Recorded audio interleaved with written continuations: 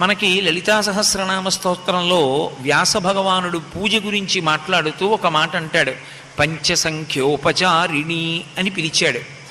భగవంతుడికి చేసేటటువంటి ఉపచారములకు పూజ అని పేరు.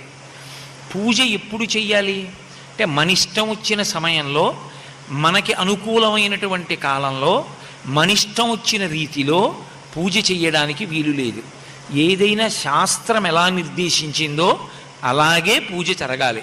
పూజ జరగవలసినటువంటిది సూర్యోదయాత్పూర్వం తెల్లవారుజాము కాలంలో పూజ ప్రారంభం చెయ్యాలి అని శాస్త్రము యొక్క వాక్కు. అది కేవలము భగవదారాధన కొరకు మాత్రమే వినియుక్తమయ్యేటటువంటి కాలము తప్ప ఏ ఇతరమైనటువంటి పనికి కూడా ఉపయోగించడానికి ఉపయుక్తము కాని కాలము. కేవలము భగవదనుగ్రహం పొందడానికి వీలైనటువంటి మనసు ధ్యానమునందు